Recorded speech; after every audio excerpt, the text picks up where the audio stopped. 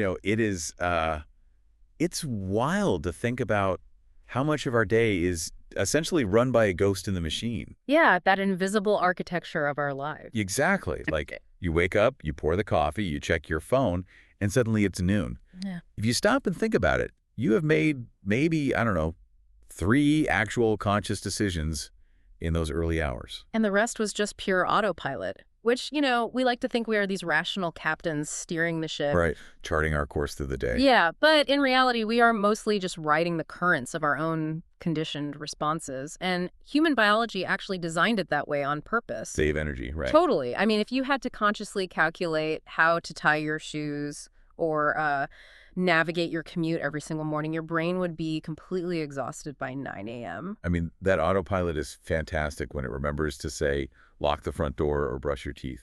It is deeply frustrating when you find yourself mindlessly doom scrolling on social media at 2 in the morning. Oh, yeah. We've all been there. Or eating an entire sleeve of cookies when you explicitly swore to yourself you were going to stop. Suddenly, you realize the autopilot is broken, and worse, you don't have the manual to fix it. Well, that is exactly why we are here today. We are going to build that manual for you. Welcome to today's deep dive. We know you are here to gain some really thorough, actionable knowledge without feeling completely overwhelmed by information overload. So, today's mission is decoding the literal mechanics of our daily routines. Right. We are figuring out how to consciously break the unwanted habits and actually build positive ones that stick. And we are pulling from a massive stack of behavioral science literature to do this. We've got Dr. B.J. Fogg's Stanford research, James Clear's atomic approaches, clinical guides on habit reversal training, and some really fascinating mindfulness resources on something called urge surfing. Plus the trans-theoretical model of behavior change, which is where we actually need to start. Because before we can apply any practical life hacks, we have to understand where our mind actually is in the change process. Yeah, because I always used to think behavior change was basically a light switch. You wake up on a random Tuesday, you feel disgusted with your messy house, and you say, I am a completely different, hyper-organized person starting right now. And let me guess, by Friday. By Friday, my house is a complete disaster again. Yeah. I failed before I even got to the starting line. Well, that light switch mentality is exactly why most people fail. We treat change like it's a single dramatic event. But if we look at the trans-theoretical model, which was developed by Prochaska and DiClemente back in the 80s, change is not an event at all. It's a process, right? A slow process. Exactly. It's a multi-stage process. Yeah. And if you apply the wrong behavioral strategy to the specific stage your brain is currently in, you are going to bounce right off the wall. So let's break down those stages, because there are 5 of them. And the first one is where a lot of people are completely stuck without even realizing it. They call it pre-contemplation. Right. This is the phase where you have absolutely zero intention of taking action anytime soon. You aren't even on the track yet. Maybe you don't even realize your doom scrolling is a problem. Or, maybe you've tried to quit so many times you've just sort of surrendered to it. Which naturally transitions into the next stage, contemplation. And this is actually the stage that fascinates psychologists the most. Why is that? Because you are finally aware of the problem. You know you need to change, but you are completely paralyzed by ambivalence. You are obsessively weighing the pros and cons. Oh, I have definitely been there with exercise. You buy the running shoes, you leave them in the box by the door for like 6 months, and you just sit on the couch thinking about how nice it would be to be a runner. Yeah, exactly. Because your brain is doing a cost-benefit analysis of the energy required to change versus the comfort of your current bad habit. People can stay trapped in that contemplation stage for years. Because their decisional balance hasn't tipped yet, right? Right.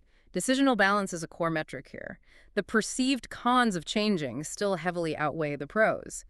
It's only when those scales finally tip that you enter the preparation stage where you intend to act in the next 30 days and start making a concrete plan. And then comes action, where you are actively modifying the behavior, and finally maintenance, if you manage to sustain it for 6 months or more. Spot on. And you also need high self-efficacy, meaning confidence to abstain from the bad habit even when temptation is high. Wait, I want to go back for a second. Calling that first stage pre-contemplation feels, I don't know, a bit polite, doesn't it? Pull it out. Isn't that just a fancy clinical word for being in denial? It kind of sounds like we were giving a free pass to people who are just stubbornly resisting getting their act together. Yeah, that is definitely the traditional action-biased way of looking at it. But the genius of this model is that it doesn't view these people as stubborn or unmotivated. How does it view them then? It views them as people who simply need a different intervention. Like, if someone is in pre-contemplation, handing them a rigid 30-day workout plan is completely useless. They will just ignore it. Right, because they don't even think they have a problem yet. Exactly. What they need at that specific moment is consciousness raising. Interventions designed purely to increase their awareness of the problem without demanding any immediate action. You have to meet the brain way it is. That actually makes perfect sense. I mean, jumping straight into a massive life overhaul when you are barely in contemplation is like trying to run a marathon when you haven't even taken the shoes out of the box yet. Precisely. And for anyone listening who feels frustrated by their own false starts, you really need to understand that this process is almost never linear. People progress, they regress, they cycle back to contemplation. It's a spiral, basically, not a straight line. Exactly, a spiral. Okay, so let's assume we have successfully navigated that spiral.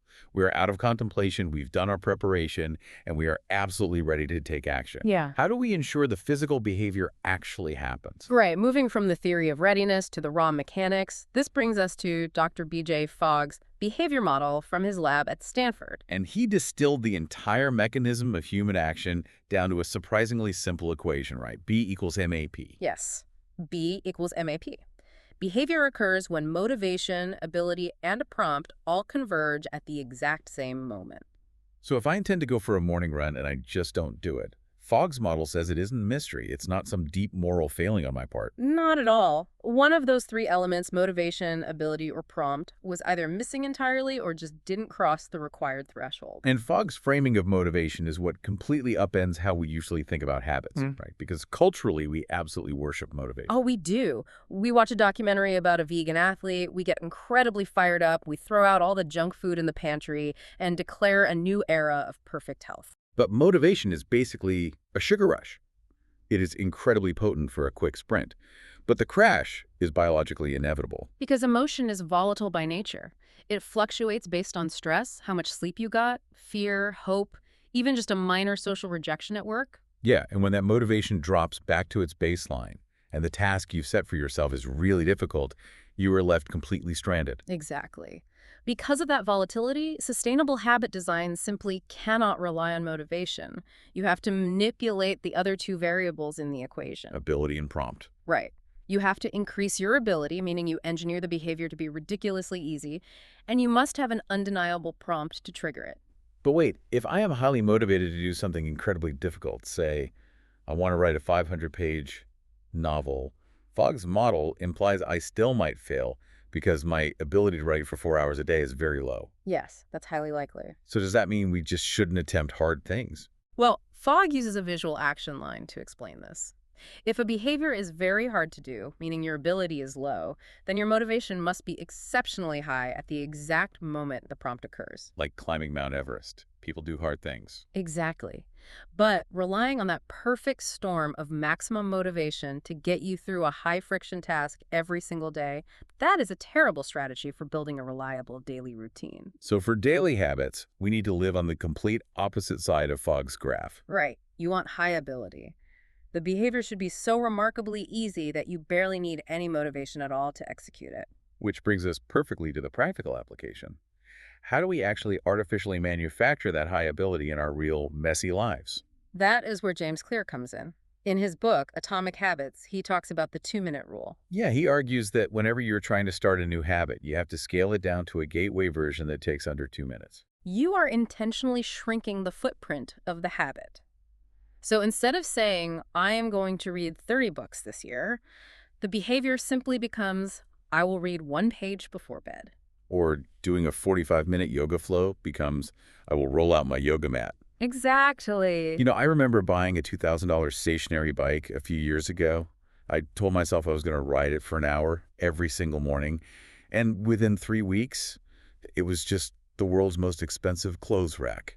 Right, because the ability was too low. The friction was too high. Yeah. If I had applied the 2-minute rule, the goal wouldn't have been an hour of sweating. The goal would have just been putting on my cycling shoes and sitting on the saddle. But the pushback Clear always gets on this is that it feels like a psychological trick. People think, well, if I just put on my cycling shoes and then take them off, I haven't actually accomplished anything. Right. I know the real goal is burning calories. It really does sound like you are just trying to fool yourself. Nobody's ultimate fitness goal is tying their shoelaces. But Clear is adamant that it isn't a trick. If the 2-minute rule feels forced, you should literally force yourself to stop after 2 minutes. Wait, really? Just stop? Yes. Go for a jog, but you must stop and walk home after 120 seconds. Open your laptop to write, but close it after writing exactly 2 sentences. That sounds crazy, though. It sounds crazy, but the goal here is mastering the art of starting. You are overcoming the immense psychological friction of initiating a task. Clear has a brilliant phrase for this. You have to standardize before you optimize. Standardize before you optimize. I like that. Because if you cannot establish the basic neurological routine of showing up every day, you have zero hope of mastering the complex version of the habit. Exactly. Scaling down to 2 minutes artificially boosts our ability in Fogg's model. But my brain still needs to know when to do that 2-minute action. If I just rely on a vague intention or, even a phone alarm, I'm just going to swipe it away and forget. We have to fix the prompt portion of the equation. And the most reliable way to design a prompt is a technique called habit stacking. The formula is beautifully simple. After I do my current habit, I will do my new habit. So you are attaching the new behavior to something you already do on absolute autopilot every single day. Yes, like after I pour my morning coffee, I will meditate for 1 minute. Or after I turn off my car engine in the driveway, I will take 3 deep breaths. Why is that so much more effective than just setting an alarm on my phone? It goes deep into how your brain actually builds infrastructure. When you do something every day, like making that coffee, your brain has built a highly efficient, myelinated neural pathway for that specific sequence of actions. It's like a superhighway. Exactly. It is a superhighway. By attaching your new, fragile 2-minute habit to that existing superhighway, you don't have to carve a brand new path through the jungle. You're just borrowing the structural integrity of a cue that your nervous system already obeys without question. Okay, so we've established a great blueprint for building the behaviors we want. But we really need to talk about the dark side of the autopilot. What about the bad habits that are already taking up prime real estate in our brains? Yeah, that's the tricky part. You can't habit stack away a nail-biting compulsion or a habit of lashing out when you're stressed. You have to actively dismantle that infrastructure. Building a habit and dismantling one are 2 completely different mechanical processes. Which means we have to look at the gold standard in behavioral therapy for this, which is habit reversal training, or HRT. Now, HRT has been around since the 1970s, right? It was originally developed to treat severe body-focused repetitive behaviors. Right, we're talking about chronic hair pulling, severe skin picking, or the physical tics associated with Tourette syndrome. But clinical psychologists have found that the underlying framework is incredibly effective for dismantling almost any unwanted habit. The protocol has a few distinct phases, but everything hinges on the very first step, which is awareness training. Going back to our earlier analogy, you cannot override the autopilot if you don't even realize it's engaged. You have to wake up the pilot. I actually read that in HRT, therapists will have patients meticulously detail every micro-movement involved in their habit. It is called response description. Yeah, it's intensely detailed. If you are trying to stop biting your nails, you don't just say, I bite my nails. You identify that first, you feel a slight tension in your jaw, then you rub your thumb against your index finger, then your hand raises to your mouth. You are mapping the exact sequence of the glitching code in your system. Because you are hunting for the early warning sign. It might be a physical urge, a specific emotional state, or a situational trigger. And once you map that sequence, and you can catch the urge before the habit fully manifests, you deploy the second phase, right? Competing response training. Exactly. When you feel that early warning trigger fire, you immediately execute a physically incompatible action. So if you feel the urge to pick your skin, you might lock your arms by your sides or clench your fists tightly or sit on your hands. And you hold that competing response for at least 1 minute or until the urge naturally fades. The key is that the competing response makes the bad habit physically impossible to execute in that exact moment. Like a software override. Yes. And ideally, it should be an isometric movement that blends into normal life, so you can do it discreetly in a meeting or on a train without drawing a bunch of attention to yourself. But I have to ask, does just tensing a different muscle actually rewrite a deeply ingrained, almost involuntary physical compulsion? It sounds a little too simple to be true. Well, it is entirely about the neuroscience of reinforcement. By consistently interrupting the automatic behavior with a competing response, you are basically starving that old neural pathway of its usual chemical reward. Ah, I see. So every time you successfully block the habit, the old pathway weakens slightly, and the new pathway, the competing response, gains strength. Exactly. But I want to be clear, it is not a quick fix.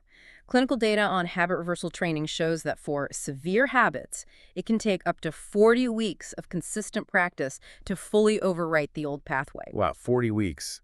That requires immense patience. It does. You have to practice it across all different environments to generalize the skill, and it often relies heavily on social support from people who can gently point out when you are slipping. Okay, so a physical competing response works brilliantly for physical habits. But what happens when the urge isn't just a physical tick? Like an emotional craving. Yeah, exactly. Yeah. What if you were dealing with an intense emotional craving? Say you were trying to quit smoking or you were struggling with binge eating and the craving is absolutely screaming at you. Sitting on your hand isn't going to calm your mind. No, it's not.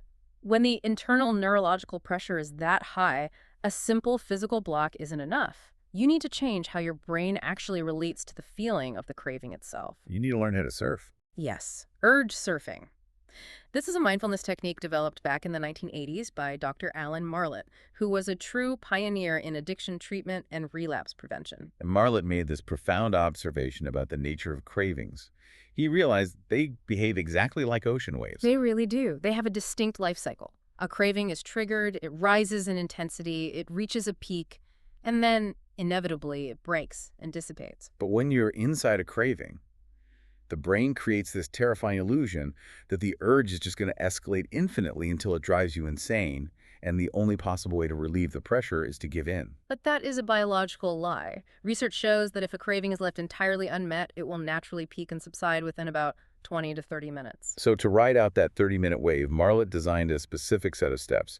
First, you have to name the urge. You literally say in your mind, I'm having the urge to smoke, or I'm having the urge to pour a drink. And by labeling it, you actually pull blood flow away from the emotional center of the brain and engage the prefrontal cortex, your logical command center. You create immediate psychological distance.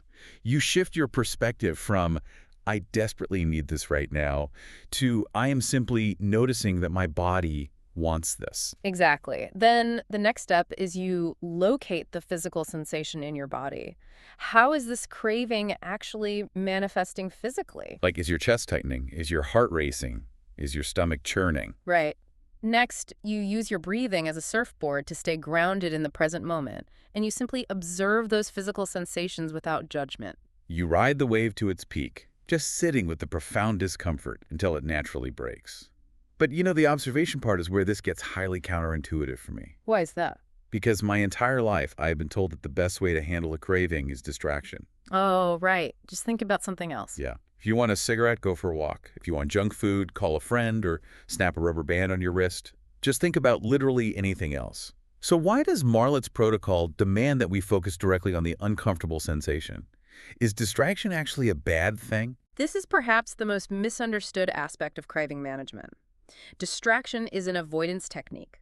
It tries to make the craving disappear by violently pointing your attention elsewhere. And what's wrong with that? The problem is, when you scramble to distract yourself, your amygdala, which is the brain's threat detection center, logs that craving as something highly dangerous. Oh, wow.